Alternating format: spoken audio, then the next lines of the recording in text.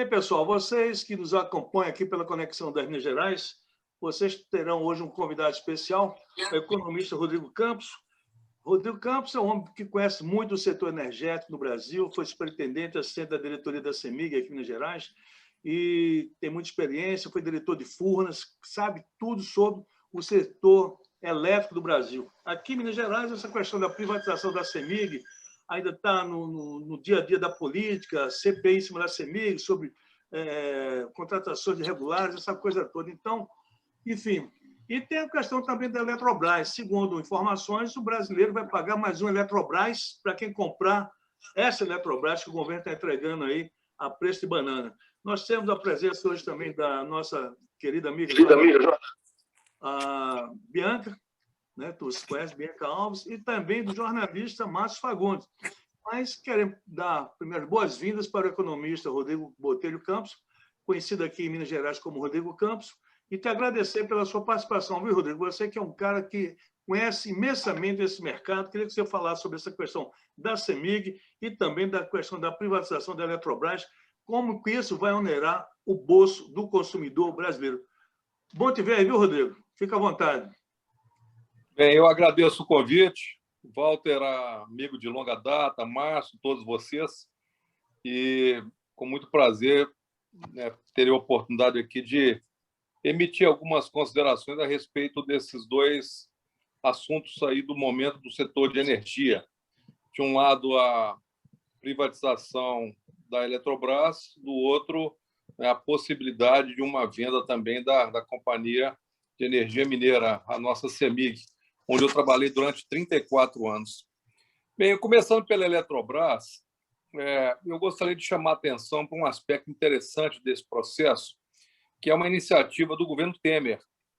Ele propôs ao Congresso Nacional e agora foi aprovado na Câmara e no Senado, sendo encaminhado agora para a sanção presidencial, um modelo de privatização um pouco diferente do usual, quando normalmente você vende os ativos, você vende as ações e transfere o controle para alguma empresa ou para algum grupo de empresas privadas.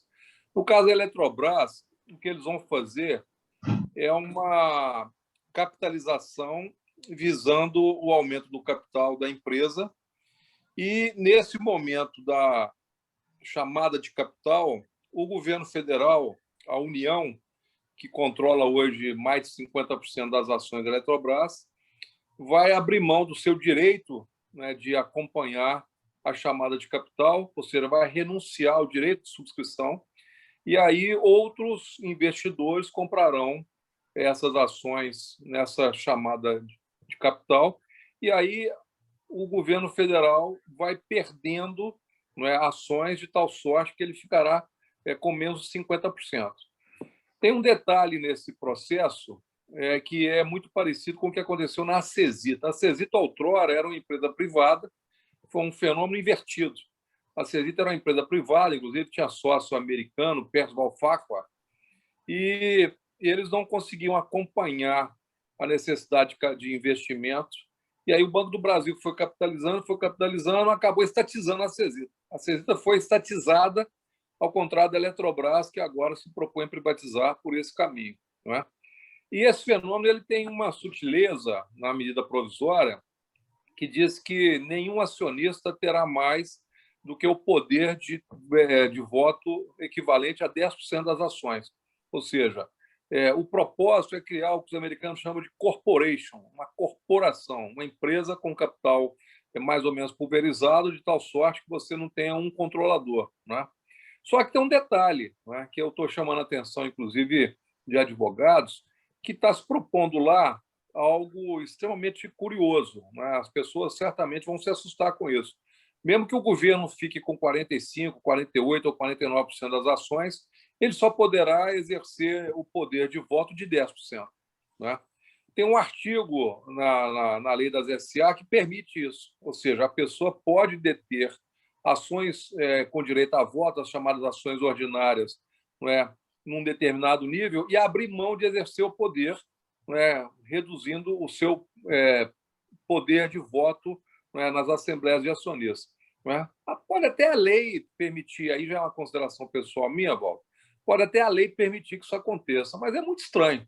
Ou seja, o governo brasileiro, detentor hoje do controle, ele vai abrir mão não só do controle, mas do poder, né, de votar na Assembleia de Acionistas, né, na proporção das ações que lá possuirá após esse round aí de capitalização, né? Então, assim, o governo brasileiro, mesmo tendo 45%, 48%, 49% das ações, pelo que está na medida provisória, que está indo à sanção presidencial, vai poder, no máximo, votar como se tivesse 10%. Isso é uma coisa, no meu modo de ver, muito delicada, né? Repito, mesmo que a lei permita, eu acho que politicamente é muito difícil você justificar para a sociedade como é que você abre mão do seu poder de voto numa empresa da envergadura da Eletrobras, espinha dorsal do sistema elétrico nacional, não só na geração, mas como na transmissão, né? Então, isso certamente vai ser uma polêmica que sobrará para comentarmos, né, e a sociedade brasileira debater nos próximos tempos, né? Pessoalmente, eu sou contra esse processo de privatização da Eletrobras. Por quê? O sistema brasileiro de energia elétrica é um sistema de competição. A Dilma Rousseff era ministra, Maurício Tolmasquim, secretário executivo, depois presidente da EPR, Empresa de Pesquisa Energética, e eles organizaram esse sistema brasileiro. É um sistema de competição. Você tem empresas estatais, você tem empresas privadas, nacionais e estrangeiras, em todos os segmentos, na distribuição, que é o atendimento ao consumidor final, principalmente os residenciais, você tem isso na transmissão, você tem isso na geração. Esse sistema funciona a partir de leilões, ou seja, as distribuidoras de energia que atendem o mercado cativo, né, o mercado das suas áreas de atuação, projetam o mercado para o futuro, dizem quanta energia vai precisar, e o governo periodicamente faz leilões para atender esse mercado. Da mesma forma, para transportar essa energia, que muitas vezes as usinas estão longe, né, dos pontos de consumo, você faz leilões de transmissão, né? Então, é um sistema de competição que tem funcionado bem, né? O país ele passou muitos e muitos anos aí vivendo uma situação sem nenhuma criticidade, né? Esse ano será diferente, porque a gente vive uma crise hídrica complexa, certamente vai impactar aí no preço da energia, né? Mas, de qualquer maneira, era um sistema que estava funcionando, né? Mercê de detalhes, de aspectos específicos, mas era um sistema que estava funcionando. E aí, no sistema de competição, você tem um agente público, um agente estatal, uma sociedade de economia mista como a Eletrobras, para mim, ela é um fator de competição também. Ou seja, ela garante que o sistema não deixe de ser monopólios estatais para virarem monopólios privados, cuja lógica do lucro, do atendimento ao acionista, muitas vezes não leva em consideração outros aspectos de interesse da sociedade. Portanto, ter a Eletrobras disputando esse mercado me parece salutar até para o sistema de competição, não é? Porque a Eletrobras, ela, por ser uma empresa pública, controlada pelo governo federal, ela leva em consideração alguns outros aspectos que muitas vezes o empresário privado também não dá atenção. Eu me refiro especificamente, por exemplo, a todo o investimento que foi feito no Luz para Todos, um programa desenvolvido aí nos governos do Lula, da Dilma, né, que levou a eletrificação vamos dizer, quase a universalização. Hoje, ilhas, determinados setores, regiões do país ainda têm alguma dificuldade de atendimento, mas você praticamente universalizou o acesso à energia. Isso, se dependesse de empresa privada, que maximiza lucro, que só leva energia onde dá retorno financeiro, certamente não teria sido feito. Ou seja, precisou existir uma Eletrobras que coordenou a implantação do Luz para Todos, com a colaboração das distribuidoras estaduais, né? Mas foi uma ação de governo em que essa empresa cumpriu um papel histórico, né? O Brasil vivia uma situação de dificuldade, né? Muita gente ainda não tinha luz. Não sei se você sabe, mas no planeta Terra, hoje, em torno de 1 bilhão de pessoas ainda não tem energia elétrica. E no Brasil, isso praticamente foi resolvido pelo programa Luz para Todos, conduzido pela Eletrobras. Tá. Então, eu sou contra a transmissão está partindo. Oi? Rodrigo, pode falar, Bianca. Pode falar também. Bianca, Márcio, pode falar também. Oi, pode falar, Rodrigo. Continua, Rodrigo. Pode falar. Fala, Bianca. Bem, pode falar, Rodrigo. Tudo bem, Rodrigo. Tudo bem.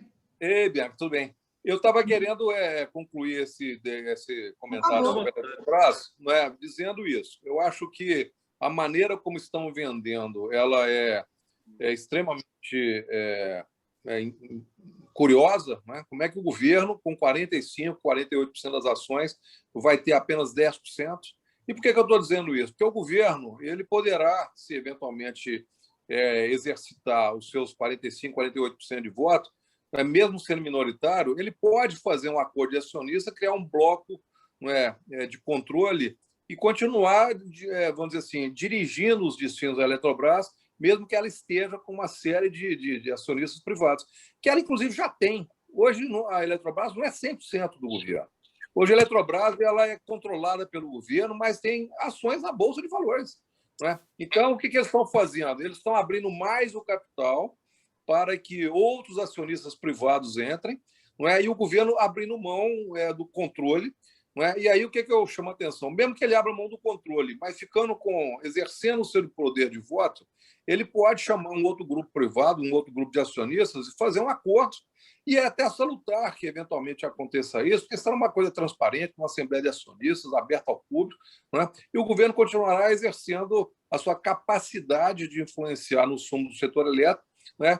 Aí para atender aquela segunda variável que eu chamei a atenção, ou seja, a Eletrobras disputando o mercado com as empresas privadas, nacionais e estrangeiras, como um fator importante para efetivamente justificar aquilo que talvez seja a maior virtude do capitalismo, que é a competição. Né? Porque quando não tem competição, aí o monopólio, seja estatal, seja privado, muitas vezes ele fica absolutamente descontrolado. Né? Ô, Rodrigo. Ei, Márcio. Nada melhor do que conversar com quem é do ramo, né? Conhece profundamente o assunto energia no país. Outro dia nós estávamos comentando aqui, para mim, um país se faz grande, se cuida de 3 atividades: segurança, energia e alimentação. Então, energia está dentro dessa tríade de atividades que eu acho que o Estado não deveria abrir mão. Mas, no fundo, eu não sei se você concorda, nós estamos vivendo esse processo de privatização hoje, encabeçado pelo Guedes, ele, de certa forma, me cheira, me parece até démodé, já ficou para trás esse tipo de discussão, quando o mundo todo está vendo que o neoliberalismo leva uma maioria do povo a sucumbir à miséria, à pobreza e tal. Então, o que está no cerne dessa discussão é o seguinte: privatização ou estatização? Ou, quem sabe, as duas conjugadas, entendeu? Será que se sustenta ainda no mundo essa ideia de que o Estado tem que se desfazer de tudo, da educação, da saúde? Aqui em Minas nós vivemos isso numa outra dimensão também, não precisa ir na Eletrobras, parece que a Copasa cada vez mais passa para a mão da iniciativa privada, a CEMIG caminha também para cada vez. Já houve para trás no tempo do Itamar, o Itamar chegou a fazer uma revisão tão grande nisso que submeteu a Assembleia a um processo de votação até para a venda da CEMIG. Não sei se acabaram com essa lei, foi aprovado na época, não sei se acabaram com isso, que para a CEMIG ser vendida... Não, depois eu quero comentar sobre isso. Então, eu acho que, a despeito de tudo que está acontecendo no Brasil, me cheira a coisa démodé, passada na economia do mundo, sabe? Vai privilegiar o mesmo segmento que se locupleta das benesses do Estado, do sacrifício do povo. Porque quando você fala assim, a iniciativa privada, me diz onde a iniciativa privada ela é pioneira, ela é vanguarda no sentido de abrir certas atividades que interessem à população, ao Estado e tal. No país, a nossa experiência nesse âmbito é um fracasso. O que eu vejo é a iniciativa privada esperar o Estado investir dinheiro do povo e entregar de mão beijada para ela explorar. Eu acho que o cerne da questão é privatizar, ainda é um modelo a ser seguido, entendeu? Deixar estatizado, eu acho que essa é uma grande discussão. Ô, Márcio, eu vou fazer um comentário como economista. Olha só, não sei se você sabe, mas hoje no planeta você tem algo em torno de 50, 70 dólares girando no mercado financeiro, não é? Para cada $1 de mercadorias na economia real. Ou seja, para cada $1 de bolsa, sapato, carro, aviões, fábricas, né? Para cada $1 de economia real, você tem 50, 70 dólares no mercado financeiro. O que significa isso? Hoje, e no capitalismo tudo é mercadoria, inclusive o próprio dinheiro, é dinheiro fazendo dinheiro. Não é?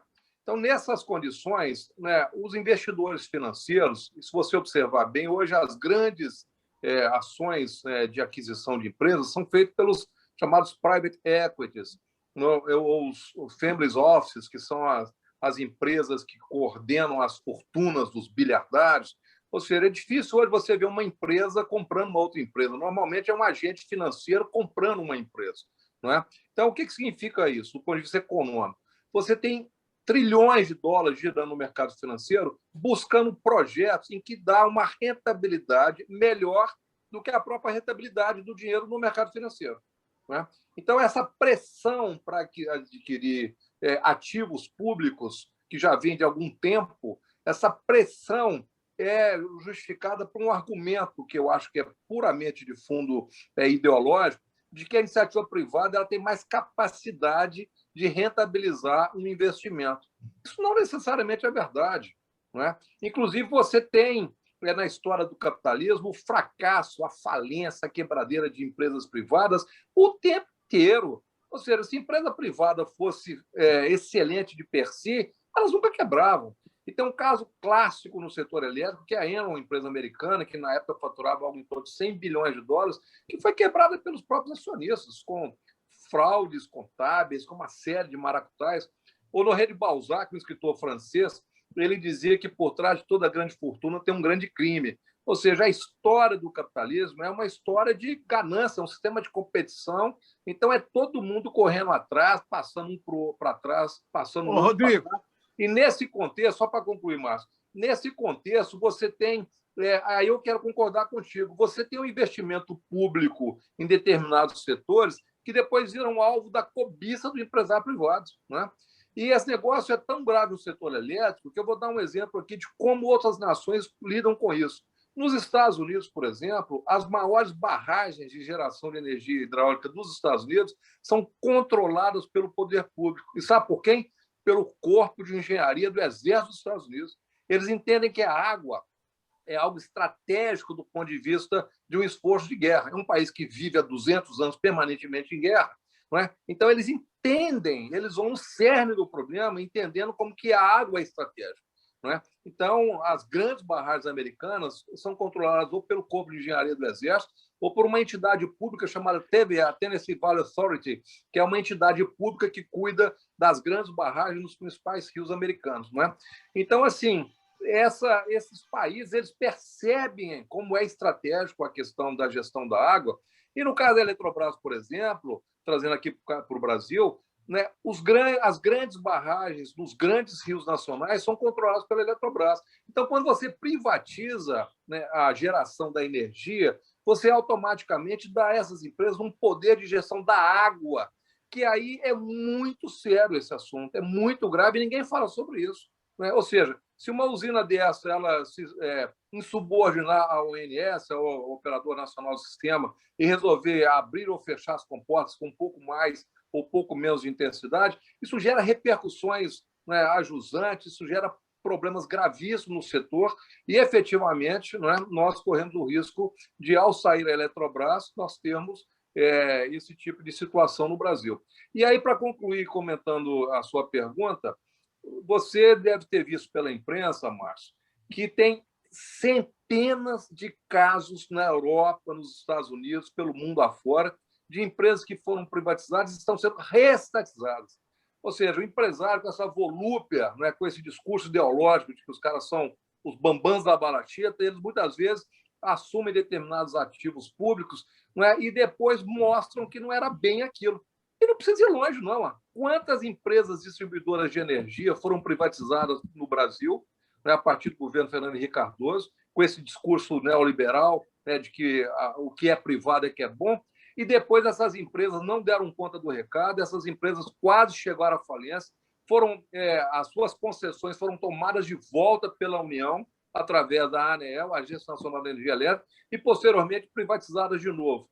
Essas empresas, inclusive, nesse período em que elas foram retomadas as concessões pela ANEEL, sabe sob comando de quem elas foram colocadas? Da Eletrobras. Ou seja, a Eletrobras serve para administrar empresas com problema. não é? Por quê? Porque tem competência, tem expertise, tem história, tem um corpo técnico da melhor qualidade, com larga experiência. Então, quando entrega para o empresário privado, ele não dá conta, a União toma concessão. Devolveu para quem ia administrar? A Eletrobras. Aí depois foram vendidas várias dessas empresas por R$ 1. Rodrigo. R$ 1. E aí outros empresários privados assumiram e vamos ver daqui a um tempo o que vai acontecer. Rodrigo. Bianca. Fala, Bianca. Deixa eu interromper. A gente que não é do métier, né, fica meio fascinado quando ouve uma pessoa que entende muito, mas acho que a gente tem que, né, diversificar, né, esse papo aqui, né, nessa live. Pois não. Eu queria ver com você também, que é o nosso especialista hoje, talvez o Marcelo discutir isso, que essa nova geração de políticos, eu fico pensando, por exemplo, no governador Zema, da mesma maneira que você tinha uma antiga geração como o Itamar, que era fundamentalmente estatista, né, que valorizava essa questão da empresa pública e tal, e tentou defendê-la de tudo quanto é maneira, né? Essas estatizações têm que passar por plebiscito, se não me engano, no caso da CEMIG, acho que da Copasa não. Eu posso explicar depois. Eu sei, exato. Mas, assim, também não existe aí um problema com as estatais, ou seja, as novas gerações não rejeitam esse modelo que, de repente, sei lá, aquelas conversas que a gente ouve, né? Advogados que ganham R$100 mil numa empresa como a CEMIG. Não estou dizendo que isso é verdade, mas é o que corre, certo? Ou seja, se a própria estatal não alimenta esse preconceito, sabe, por parte dessas novas gerações de políticos também. Sim. Olha só, as empresas estatais, elas, ao longo do tempo, elas foram mudando vamos dizer assim, de papel. Vou voltar ao caso da Eletrobras. A Eletrobras, nos seus primórdios, ela não era apenas uma empresa, para usar o termo anglicista, ela não era um player de mercado apenas de geração e transmissão de energia. Ela também executava políticas públicas no setor de energia em nome do governo, né? Isso depois foi sendo desmembrado da Eletrobras. A Eletrobras, por exemplo, fazia toda a coordenação do sistema. Isso passou a ser feito pelo ANS. A Eletrobras ela fazia uma série de ações de governo que depois foram sendo afastadas e constituídas outras entidades para cuidar daquilo, né? Então, a Eletrobras hoje ela é apenas uma empresa, na verdade, ela é uma holding financeira, e essa holding financeira controla subsidiárias que, essas sim, são operadoras de usinas e de linhas de transmissão. Quais sejam? Chesf, Eletronorte, Furnas, antiga Eletrosul, que foi praticamente toda privatizada, Itaipu, a binacional com o Paraguai, e a Eletronuclear, que tem as usinas nucleares. Diga de passagem que tanto a Eletronuclear, por ser monopólio do Estado, e a questão de Itaipu, por ser uma binacional, elas não entram nesse processo de privatização. O governo brasileiro ficará obrigado, a partir da sanção da lei, a criar uma outra entidade pública para fazer a administração de Itaipu e da Eletronuclear, não é? Então, por que eu estou fazendo esse comentário? Para reforçar aquela ideia de que a Eletrobras hoje, como uma empresa, uma holding de empresas de energia de transmissão, que agem no mercado de competição, competindo, isso, para mim, é um fator importante, efetivamente importante, para que o mercado tenha preços melhores e, da mesma forma, não caiam no problema gravíssimo que é o monopólio privado, né? E para abordar a sua avaliação, eu acho, Bianca, que nada disso acontece por acaso, né? Eu costumo dizer que do céu só cai a chuva e os raios. Essa ideia que vai se criando é uma operação estratégica de marketing, né? Você vai criando na sociedade uma percepção, muitas vezes, inclusive maliciosa, com falsidade, de que aquilo que é público não presta, né? Isso é falado não só das empresas públicas ou da sociedade de economia mista, mas também dos serviços públicos de um modo geral. Você vai desqualificando isso ao longo do tempo, para quê? Para depois vir com a fórmula mágica. Vamos privatizar, porque o que é privado é melhor, né? Então, assim, essa ideia, inclusive, que os executivos do grupo Eletrobras, da CEMIG, das empresas estatais ganham bem, eles podem até ganhar bem em relação ao salário médio e ao salário mínimo do Brasil. Mas se você pegar empresas de porte equivalente no mercado privado, olha, nenhum deles ganha 1/10 do que ganham os executivos das empresas privadas. Aliás, muita gente tem muito interesse na privatização dessas empresas, é exatamente para que aconteça nelas aquilo que acontece no mercado privado. A distância entre um salário menor e o salário maior de empresas privadas em determinadas circunstâncias, elas chegam a casa de centenas de vezes. Por quê? Porque existe toda uma política de bonificação dos executivos para que os caras fiquem motivados a fazer tudo para aquela empresa dar lucro, e essa bonificação, muitas vezes, dá, além dos salários a esses executivos, né, volume de dinheiro, né, bilhardário. Nos Estados Unidos é muito comum você ver falar de presidente de empresa, diretor de empresa, que ganham 20, 50, 100 milhões de dólares. Ou seja, esses caras são motivados por essa política de bonificação que faz com que eles ganhem salários gigantescos para que eles façam essas empresas, né, eles sugam o sangue da companhia para que ela dê um retorno para os seus acionistas. Né? E aí entra um outro aspecto também importante desse processo. Né? Na medida em que você cria o discurso da privatização, Bianca, você descola do foco no consumidor, você descola do foco dos colaboradores, dos empregados das empresas, e tudo passa a ser ao acionista, ou seja, apenas o acionista importa. E, olha, uma empresa como a CEMIG, que pode ter 100 ou 200 mil acionistas, ela, na realidade, tem 8 milhões de clientes. Então, assim, como é que você cria um modus operandi em que você equilibre os interesses tanto do consumidor quanto dos trabalhadores que lá trabalham, como também dos acionistas? Não é? Esse modus operandi que gere uma solução de soma positiva, o tal do ganha-ganha, isso certamente é muito mais bem mediado quando uma empresa ela tem um controle público, porque naturalmente há uma sensibilização maior dos agentes públicos, e não estou falando de corrupção, não estou falando de suborno, né? Até porque corrupção e suborno também tem nas empresas privadas, só que não aparece, a imprensa não revela, e acontece todo o tempo, entendeu? Pois não. Eu não quero ser simplista, né? Não tem nada a ver com salário. É um exemplo. Na verdade, o que se questiona, e eu não estou dizendo que sou a favor nem contra, eu tenho grandes questionamentos em relação a essas privatizações, a tudo que você falou sobre o mercado. Mas talvez seja o uso político dessas estatais, o que incomoda essa nova geração de políticos, talvez, ou pelo menos os bem-intencionados, que eu não sei quais são. Tá? Então, assim, ampliar um pouquinho. Eu estou sendo meio advogado do diabo. Tá, mas o que você chamaria de uso político? Eu acho que isso também é uma coisa demodê, uma coisa do passado. Vou explicar por quê. Todo o setor de energia ele é uma concessão. Sempre foi. Sempre foi uma concessão da União. Por quê? Porque a água é um bem público, dado em concessão, em autorização ou em permissão a um concessionário, a um permissionário ou a um autorizado. Esse cidadão ele pega essa empresa, normalmente ganha isso numa licitação, não é, pública, em que todos competem. Não é? Depois eles têm um prazo, não é, de validade daquela concessão. Não é? Naquele período, eles são regulados e fiscalizados pelo Estado através da ANEEL. Não é? Então, quando você tem uma empresa que fura determinados parâmetros, que há um contrato entre a ANEEL e a concessionária, há um contrato entre a ANEEL e a CEMIG, eles vivem dentro da empresa fiscalizando, cobrando minúcias. Ninguém sabe o que é a fiscalização da ANEEL, porque não trabalha lá dentro para entender o que é isso. Não é? Então, assim, essa coisa do uso público ou do uso político, eu também acho que hoje é uma coisa demodê. No passado teve corrupção, teve problemas graves, não é? Mas isso efetivamente está sendo, vamos dizer assim, desbastado por uma série de ações, particularmente ao poder fiscalizatório da Agência Nacional de Energia Elétrica, do Tribunal de Contas da União, dos próprios conselhos de administração, que têm acionistas minoritários, das auditorias externas, que normalmente são grandes empresas, inclusive estrangeiras, empresas americanas que auditam, que fiscalizam, dos conselhos fiscais, que muitas vezes são compostos por pessoas que não têm nenhuma relação com aquela empresa.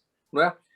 Para você ter ideia, no caso da Eletrobras, os membros dos conselhos fiscais e muitos dos membros dos conselhos de administração da própria Eletrobras e das suas subsidiárias são pessoas indicadas pelo Tesouro Nacional, ou seja, a Secretaria do Tesouro Nacional, que tem maior interesse de zelar pelo retorno daquelas empresas para a União, né? E eles colocam pessoas, assentam pessoas nas cadeiras do Conselho Fiscal, do Conselho de Administração. Então, você tem entidades que são fiscalizadas e controladas por um sem número não é, de outros interessados, para não falar que no sistema democrático, se o governo controla o Eletrobras, a oposição que está no Congresso Nacional, ela está de olho ali, buscando detalhe, a rebimboca da parafuseta para fazer uma denúncia, para fazer um escândalo. Não é? Então, assim, são empresas... Agora, vai fazer isso na empresa privada. Você não entra na porta. Eles não te abrem a porta para você ir lá dentro, tá certo?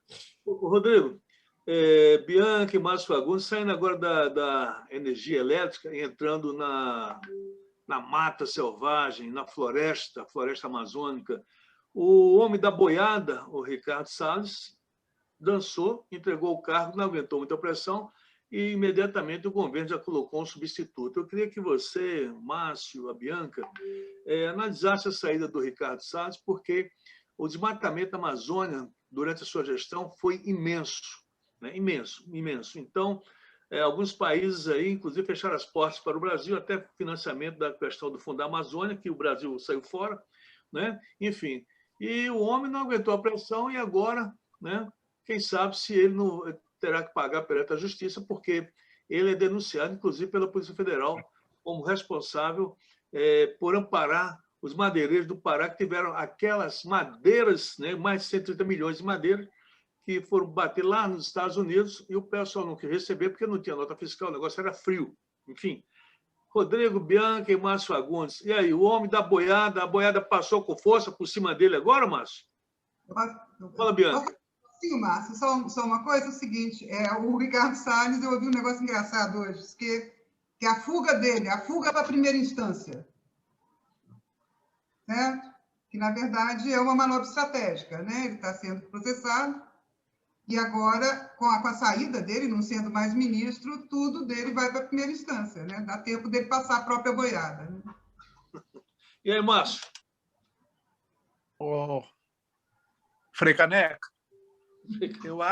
eu acho que o mundo todo está de olho na questão da poluição de carbono, na necessidade. Essa pandemia ela é fruto, na verdade, do desmatamento também, a quantidade. Nós não temos a dimensão o que está submerso numa floresta como a da Amazônia. E é um negócio...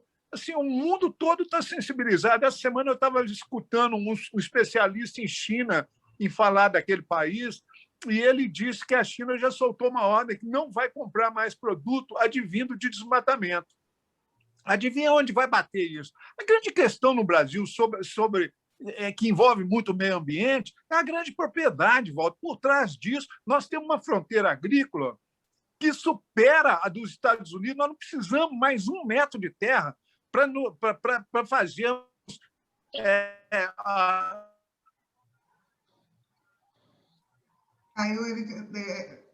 Deu uma travada. Deixa eu aproveitar e fazer um comentário, então. Falei, Rodrigo.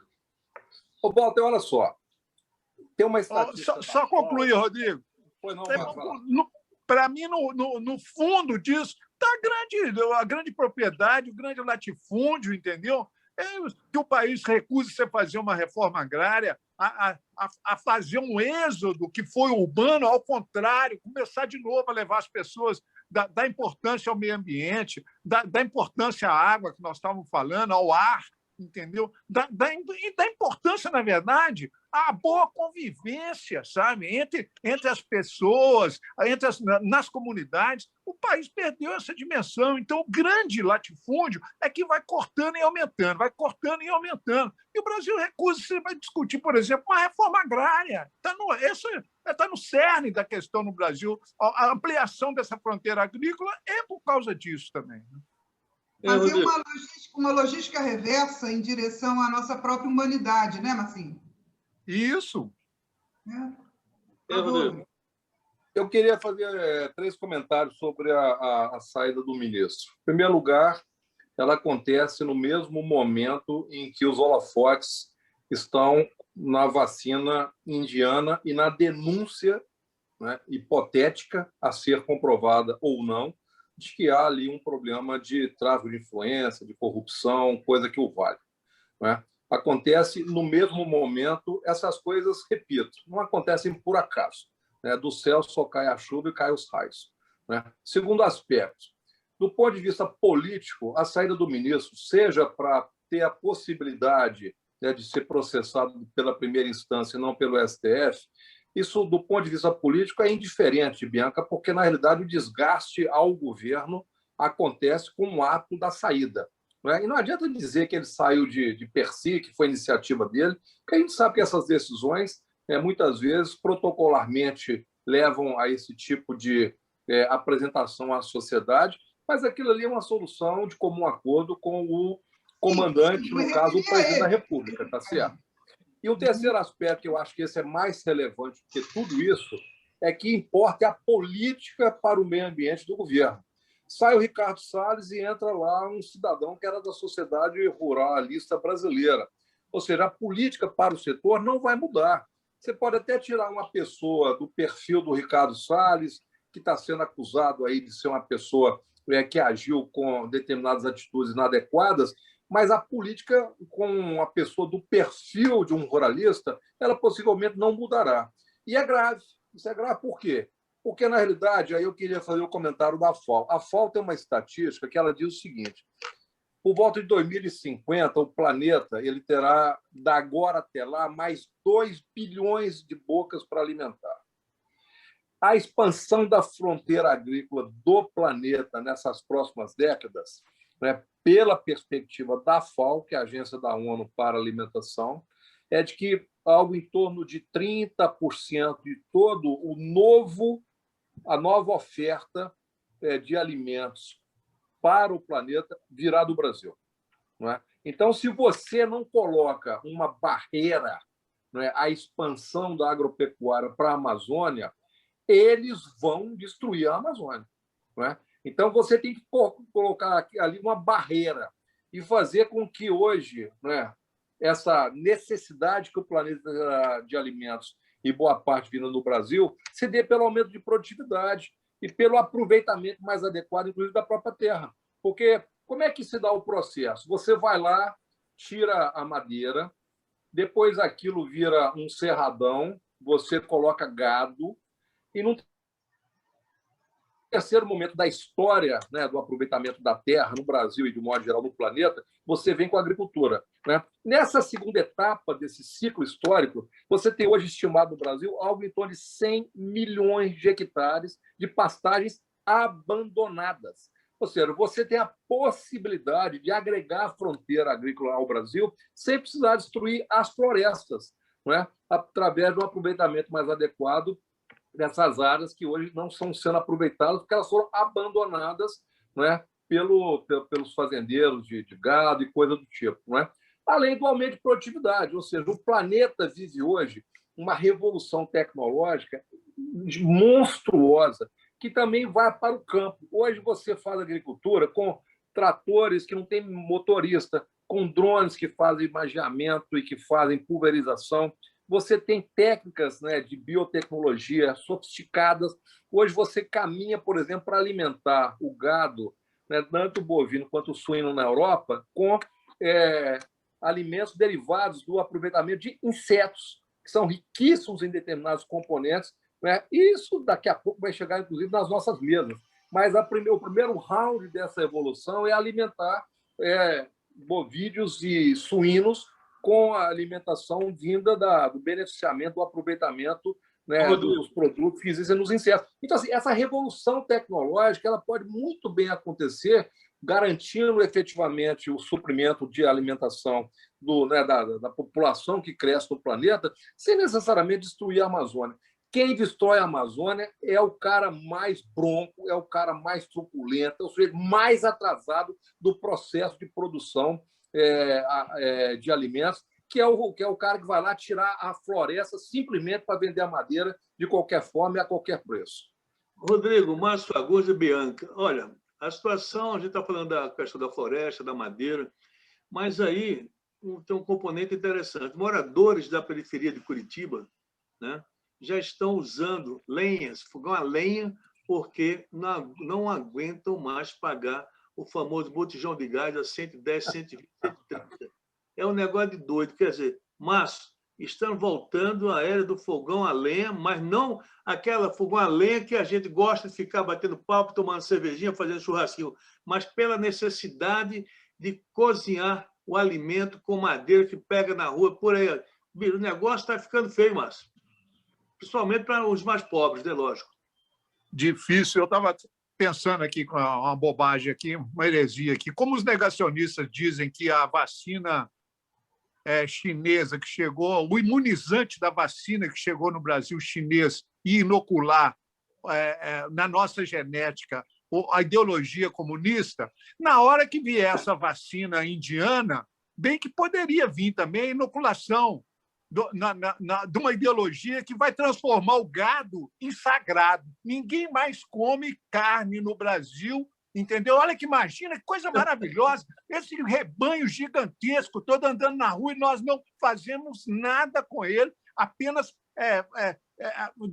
abençoamos o animal, entendeu? Porque ele é sagrado, ele é divino. Então, quem sabe, junto com essa vacina indiana também não vai chegar aqui uma mudança no nosso saber, no nosso conhecimento, na nossa ideologia de matar rebanhos e rebanhos de animal e transformá-los em divindade. Eu ia gostar, eu não ia achar ruim, não, Walter. Walter, deixa eu chamar a atenção para um aspecto aí. O Brasil, como eu comentei, nos governos do Lula e da Dilma, nesse momento histórico, criou-se um programa, né, que iniciou no Brasil a instalação de usinas fotovoltaicas e de usinas eólicas, não é? O chamado PROINFA, não é? Simultaneamente, a universalização do acesso através do programa que eu comentei aqui também, não é? Que levou energia elétrica a praticamente toda a população, né, desse país. Não é? Eu acho que o próximo round, a Eletrobras certamente poderia cumprir um papel importante nisso, né, de coordenação desse processo, poderia ser um programa do tipo Minha Placa, Minha Vida. Ou seja, se todas as casas e todos os telhados desse país você colocasse placas solares para aquecer a água, olha a economia de energia elétrica que nós teríamos. Né? Hoje é caro. Hoje você comprar um sistema e instalar na sua casa leva alguns anos o retorno, porque ainda o investimento é caro. Mas, como economista, eu comento o seguinte, é tudo uma questão de escala. Na medida que você vai ampliando, né, o custo unitário vai caindo, o preço individual vai caindo e você vai barateando. Né? Todos os produtos, de um modo geral, vivem esse fenômeno. Né?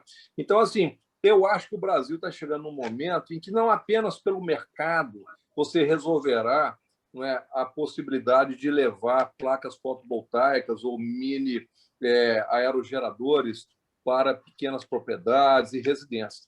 Talvez um programa público de universalização desse acesso ajude efetivamente, né? E aí talvez a Eletrobras pudesse cumprir um papel muito importante para que você possa ter aquilo que hoje é nítido, que é um programa de transformação das fontes energéticas para produção de energia com baixo carbono. Não sei se você sabe, mas 1% da energia solar que todo dia cai em cima do planeta Terra é equivalente a todo o consumo de energia do planeta Terra durante um ano. Ou seja, qual que é o grande problema tanto da fotovoltaica quanto da energia eólica? Eles são intermitentes. Tem hora que o vento para, tem hora que você escurece, você não tem sol. Então, hoje, o grande desafio da ciência, da tecnologia, é desenvolver os chamados storage, os acumuladores, as baterias. O dia que a ciência e a tecnologia desenvolver isso de tal sorte que seja economicamente viável, né, efetivamente nós teremos um planeta muito menos poluído, né, com todo mundo usando energia fotovoltaica e energia eólica, e nós ainda teremos, talvez, energia nuclear, energia a gás térmica, para garantir aí um sistema equilibrado, para não correr o risco de ficar sem luz. Mas isso aí é uma tendência inexorável, isso é mundial, e o Brasil, inclusive, já tem feito muito. Já temos um grande parque eólico, um grande parque fotovoltaico, inclusive aí em Minas Gerais. Ok, olha, eu queria aproveitar... Nós não falamos da CEMIG, hein? Não, faltou a CEMIG. Rodrigo! CEMIG, mas Márcio, o nosso tempo, vamos ter mais 20 minutos, então a gente tem que acelerar os comentários. Então, manda um abraço. Mas pode falar, não, pode falar, Márcio. Manda bronca aí. Não, é uma curiosidade boba de mineiro, né? De capial da roça. Outro dia eu vi uma foto dessas placas de captação de energia solar no norte de Minas. Parecia um aeroporto. A quantidade, um negócio assim, quem vê de longe acha que é um aeroporto asfaltado, tá, que é.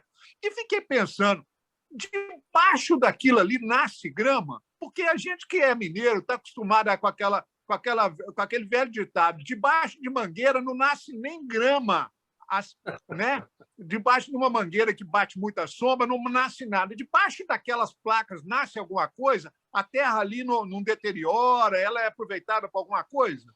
Você sabe? Olha, normalmente tem plantas que, né, normalmente as plantas necessitam da insolação. Mas eu sou um grande apaixonado pelas orquídeas. Existe uma orquídea que nasce debaixo da terra, floresce debaixo da terra e morre sem ver o sol. Então, assim, é possível que você acabe identificando algum tipo de alimento que possa ser plantado debaixo dessas terras, de tal sorte que a gente possa maximizar o aproveitamento dessa terra. Isso aí, a ciência, a tecnologia, os experts vão dar solução. Mas eu tenho um caso interessante. Certa vez, uma empresa europeia ela fez um projeto para colocar placa fotovoltaica no deserto do Saara. É um investimento de $1 trilhão. Esse projeto existe. Você ia colocar placas e, ao invés do sol ficar simplesmente aquecendo a areia, ele ia produzir energia elétrica e essa energia elétrica seria transferida para a Europa através do Estreito de Gibraltar. E depois eu perdi notícia, não sei mais como é que esse projeto anda. O Brasil ainda tem muita terra. Eu comentei aqui que tem 100 milhões de hectares de pastagens estimados, abandonados, subutilizados. Então, assim, muito desse aproveitamento de solares efetivamente acaba deixando de ser aproveitamento agrícola.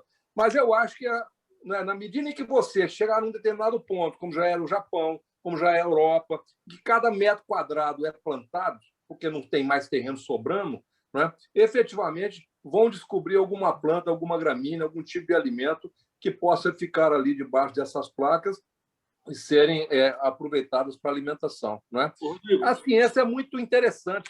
Hoje já tem na Europa e o Brasil já começa a estudar usinas de produção de energia a partir do vento offshore, em alto mar, né? Então, assim, isso aí, olha, solução existe, a ciência busca, se transformando em algo economicamente viável, acaba acontecendo.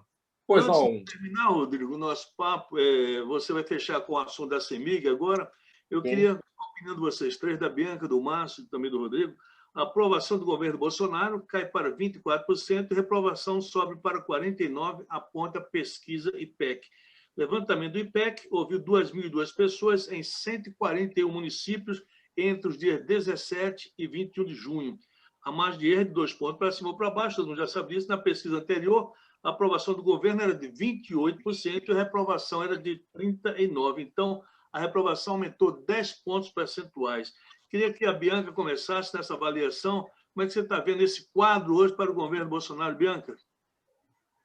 De coisas aí que a gente podia falar, né? Assim, eu podia começar com o seguinte: Bolsonaro sempre foi ruim e péssimo, tá? Eu queria que vocês entendessem o que eu estou dizendo. Eu não esqueço nunca de um artigo na época das eleições de 2018, um artigo na Piauí, esqueci agora de quem que era, que ele dizia que chamar o Bolsonaro de conservador era um elogio que ele não merecia, tá? Porque ele era um aloprado, como sempre foi.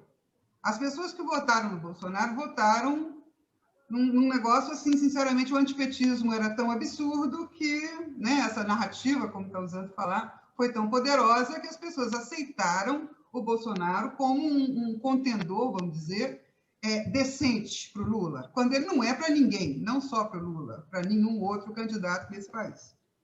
Aí eu vi hoje também um artigo hoje dizendo que é o seguinte: essa questão do super impeachment, né, do Bolsonaro, que coincide com essa desaprovação geral, é claro, né, cada dia fica pior, né, isso vai incidindo sobre as pessoas, e tem uma série de coisas, né, tem a própria pandemia que está piorando, agora vem a velha corrupção aí destruidora de reputações e tal, e aquela coisa toda.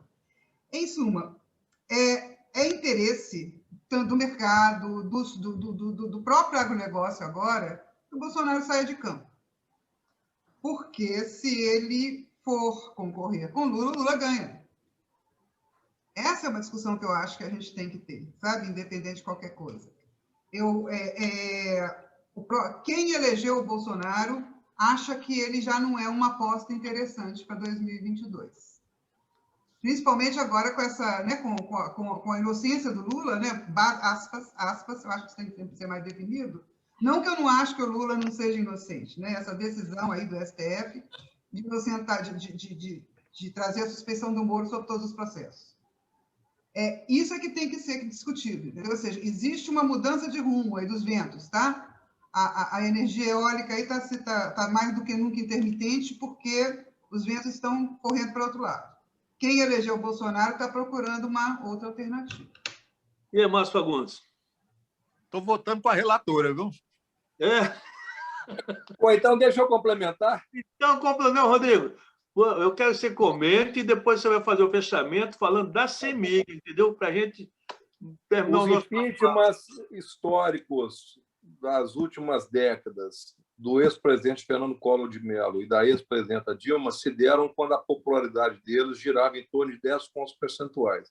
Ou seja, é um ponto em que aqueles, né, que sustentam os parlamentares, seja por relações políticas, seja no passado até pelo financiamento privado de campanha, né, chamam eles para conversar e dizem o seguinte: passou da hora, é hora de mudar. Ou seja, quando o presidente da República pede sustentação no Congresso Nacional, a lei brasileira garante que ele seja substituído pelo seu vice, quando o vice também não está envolvido no processo, né?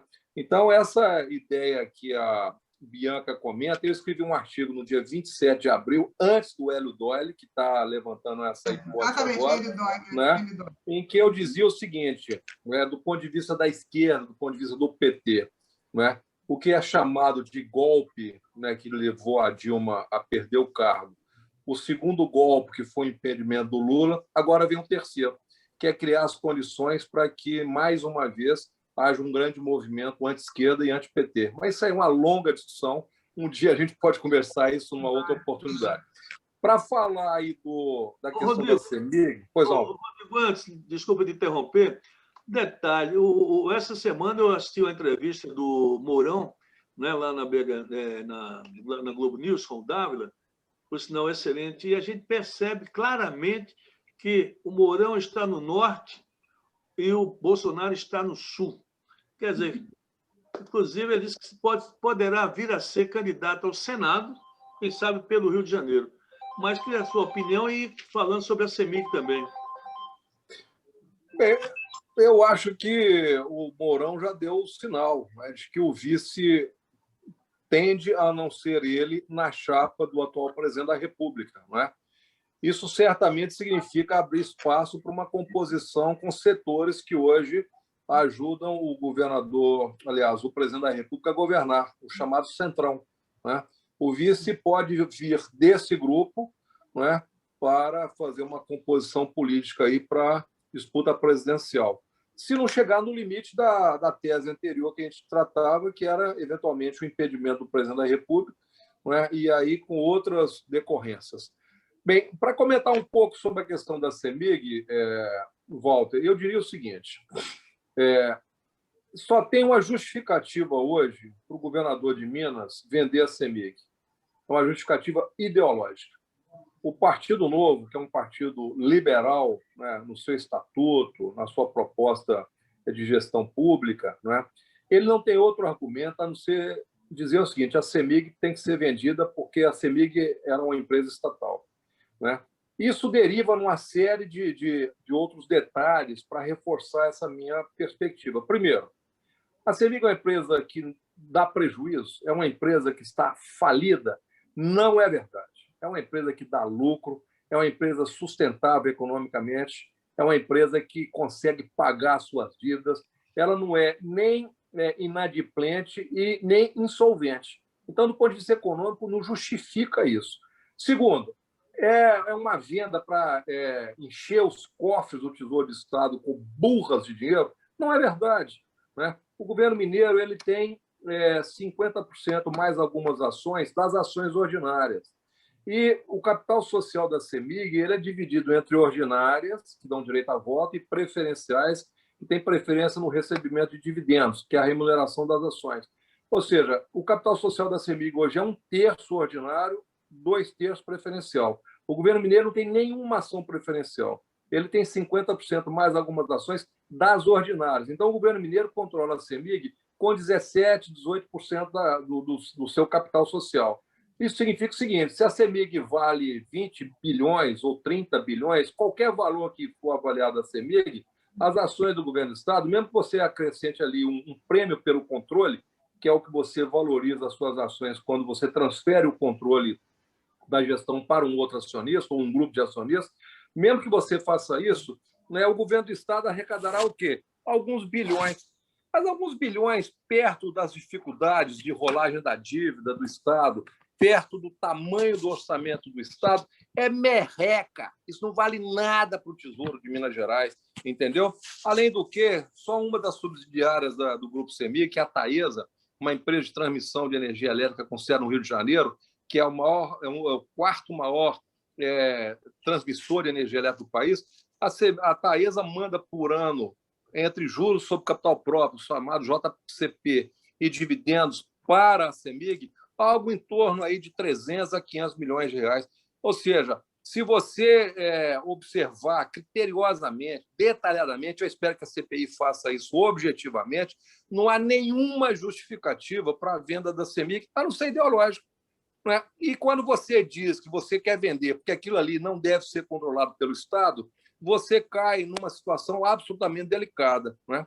O que o governo perde ao vender a CEMIG, ao vender a Taesa? O que o povo mineiro perde ao vender a CEMIG e a Taesa? Essas perguntas que a gente tem que fazer, né? Porque, na realidade, a minha percepção é que hoje só ganha e tem ganhado ao longo das últimas décadas. Isso aí, eu também concordo, até o Márcio falou, a questão da energia é fundamental, é estratégico para qualquer país, como a água também, né? Você que mora no Rio de Janeiro, você sabe que vai para a SEDAI, não é isso? Que é a companhia de água aí. Já foi privatizado, já foi dividido em 3 lotes, foram entregues a empresas privadas. Daqui a alguns anos nós vamos avaliar o que aconteceu.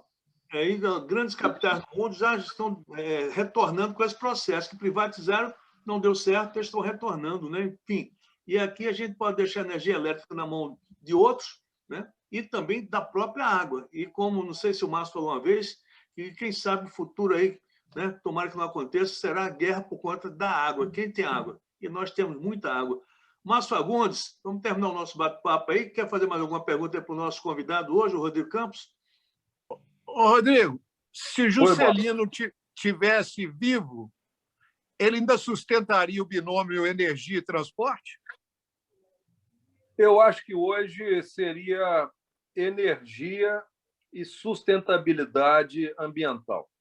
Ou seja, o planeta Terra vive hoje um desafio enorme. Se você estender ao conjunto da população do planeta o American Way of Life, o padrão americano de vida, você precisa de ter 5 planetas para produzir minério de ferro, para produzir manganês, para produzir os produtos que sustentam o padrão americano de vida. Ou seja, você só pode ter o planeta nas condições atuais quando a riqueza fica na mão de poucos e a grande maioria vive na pobreza. Repito um dado do setor de energia. Hoje ainda existe de 800 a 1 bilhão de pessoas no planeta que não têm acesso à energia elétrica. Não é? Então, nessas condições, eu acho que hoje lutar para que você tenha um modelo de geração de energia de baixo carbono, né? Você lutar para que a produção agropecuária não necessariamente liquide, destrua florestas como a da região amazônica, eu acho que hoje vamos dizer assim, é o segundo ponto estratégico de um binômio de governo. E o Brasil tem muito potencial para isso. A nossa insolação é brutal, né? O nosso poder de geração eólica é gigantesco, né? O Brasil tem a 6ª reserva de urânio no planeta, tendo avaliado apenas 20% do território. Então, se você precisar de usinas firmes, que dêem energia firme para compensar essa intermitência das eólicas e das solares, enquanto ainda não tiver sistemas de acumulação bastante eficientes, né? Para não falar do gás associado ao pré-sal. O volume de gás associado ao pré-sal, que pode alimentar térmicas espetadas pelo continente brasileiro, né? Nas beiras-mar do Brasil, não é? Que é uma geração energética apesar de oriunda de carbono muito menos poluente do que outros tipos de termoelétrico. Ou seja, você pode ter no Brasil uma fronteira de expansão da geração de energia para alimentar o nosso povo e, dessa forma, colaborar para esse esforço mundial de sustentabilidade. O problema é gravíssimo, né? Se a gente não estiver atento a isso. Olha, eu tenho filha de 14 e filha de 10. Essas meninas daqui 30, 40 anos vão viver um planeta que a gente não consegue imaginar como vai ser se a gente não puser um freio nesse padrão de acumulação, de gastança, né, de exploração dos recursos naturais que o mundo moderno tem vivido. Bianca, pergunta para o Rodrigo para a gente terminar nosso bate-papo. Não, eu só queria insistir nessa logística reversa em direção à nossa própria humanidade. O Márcio, Rodrigo, já acertou. Como há muito tempo ele falava que nós teríamos em breve o carro voador.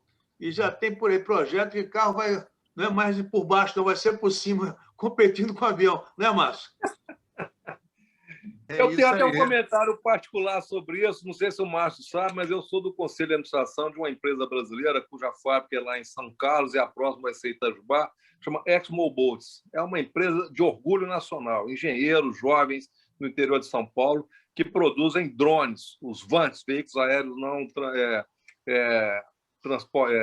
veículos aéreos que se locomovem, não tripulados, que se locomovem fazendo uma série de serviços.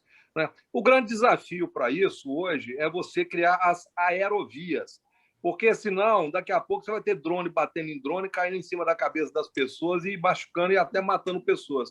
Então, hoje já há um grande esforço da Força Aérea Brasileira, inclusive com a nossa empresa, né, fazendo um estudo, um projeto, né, gigantesco de constituição de mecanismos de aerovias para que esses VANTs possam... já tem mais de 40 mil circulando pelo país. Imagina se você leva isso ao nível dos automóveis, nós temos aí uns 80, 90 milhões de veículos circulando na Terra. Se isso virar avante, meu amigo, se não tiver aerovias bastante organizadas, isso certamente vai causar muito problema. Esse hoje é o grande desafio desse segmento. Rodrigo, quer dizer, então, que do céu não cai só chuva e relâmpago, não, né? Pode cair drone batendo um no outro. E avião, volta e meia, pinga um aí também, viu? Mas muito raro, né? O transporte aéreo, em termos de acidente por milhão de quilômetros rodados, ele é muito, muito, muito, muito melhor do que andar de carro. Andar de carro é muito mais perigoso que andar de avião. Está na hora de vocês fabricarem lá um drone, tá certo? Que captura, identifica onde o foragido está, porque já tem mais de 15 dias que esse tal de Lázaro está fugindo pelas matas de Goiás. Mas tem drone sendo utilizado para buscar o rapaz lá no interior. 300 homens com tudo, e o cabra tá que vai, ninguém acha o homem, não sei o quê, brincadeira. Cadê o drone para encontrar esse rapaz? Se você tiver algum drone em casa, empresta lá para a polícia de Goiás e Brasília para achar esse cara. Que brincadeira, viu, gente? Olha, 300 homens atrás de um. O cara já tem 2 semanas cansado na mata, não sei o que danado esse cara está fazendo, que eu não sei se ele é super-homem, se ele é Homem-Aranha, que homem que ninguém acha esse sujeito, ou se ele, por acaso, já tropeçou, caiu em algum buraco lá e sifo, né? Ninguém sabe. Mas se você tiver um drone desse especial para pegar foragido, Rodrigo, empresta o pessoal lá de Goiás lá para ver se acha esse Nosso cara. equipamento já está sendo avaliado pela Receita Federal para fazer a fiscalização da fronteira com o Paraguai. E nós já temos equipamentos que, a partir de agosto, começarão a atender o CISFRON, Sistema de Defesa da Fronteira, que é um sistema do Exército Brasileiro. Não é? É um VANT, inclusive, de 8 metros de envergadura, carrega 110 quilos. Né? Se você perder um pouquinho de quilo, Walter, eu arrumo lá um lugarzinho para você sentar e voar nele. Rodrigo, toda a tecnologia nacional? Sim, na verdade, hoje toda a tecnologia ela é embarcada nesses equipamentos, elas muitas vezes ela trabalha com equipamentos importados, mas o software, ou seja, o espírito da coisa, ele é conduzido pela engenharia nacional. Ok. Gente, estamos terminando nosso bate-papo aí da Conexão das Minas Gerais, agradecendo a participação da Bianca Alves, do Márcio Fagundes e do nosso convidado especial, diretamente do Rio de Janeiro, o economista Rodrigo Campos, que eu não sei para que time você torce. No Rio de Janeiro, isso aqui é Cruzeiro Atlético. Eu sou cruzeirense acima de tudo, mas no Rio de Janeiro eu gosto do Flamengo. Não, está melhor, porque também ó, o Galo perdeu para o Ceará. O América do Márcio Fagundes, eu não sei nem como é que vai ficar. E o melhor que está tendo é o Flamengo, parece, que está ganhando tudo aí. Pelo menos isso aí você está... Ô, Rodrigo. Aqui é Galo. A Bianca é o quê? Aqui é Galo. Aí é Galo, né? Aqui é Galo. Ô, Rodrigo, sempre no final do programa aqui eu acabo indicando um livro. Como o seu convidado hoje, você pode indicar um livro. Eu já estava aqui, ó, com o Darcy Ribeiro, Ensaios Insólitos para indicar, mas eu vou deixar você indicar o seu. Indica um livro para nós aí. Qual livro, Rodrigo, você tem para a gente? Eu tenho uma biblioteca com mais de 3.000 volumes, mas atualmente eu estou lendo esse livro aqui, ó. Vou mostrar para vocês. Ele se chama Guerras Sujas. O mundo é um campo de... O Mundo é um Campo de Batalha. Ah, sim, sim, sim. Esse livro mostra como que a doutrina militar americana mudou depois do ataque ao World Trade Center. Para resumir em poucas palavras, o governo americano chegou à conclusão de que as guerras tradicionais, que matam milhares de soldados, entrou no impasse. A operação do Iraque custou $1 trilhão. As famílias americanas não querem receber mais seus filhos mortos nos caixões de alumínio. Não é?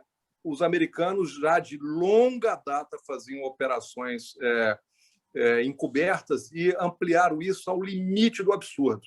Eles hoje operam com tropas especiais em todo o planeta, sem autorização de ninguém, né? Assassinando líderes políticos, operações militares clandestinas, não é? Que efetivamente se incorporaram, né, à política do Império Americano, e esse livro mostra isso de maneira contundente. Eu recomendaria um segundo chamado Guerras Híbridas, de um jornalista russo, né, que mostra como que hoje também, pelos mesmos motivos, você enfrenta países através de processos de sublevação construídos a partir de anos e anos e anos de desgaste das forças políticas que estão no poder. E os americanos operam isso para tudo quanto é canto, fizeram isso nas chamadas primaveras africanas, as primaveras árabes, não é? Ou seja, você vai desestabilizando o governo e levando o povo a achar que aquele governo não presta e derruba ele, seja por um impeachment artificial ou seja até por algum tipo de sublevação. Tanto guerras sujas quanto guerras híbridas fazem parte hoje de toda a estratégia de hegemonia internacional do governo dos Estados Unidos. Ok.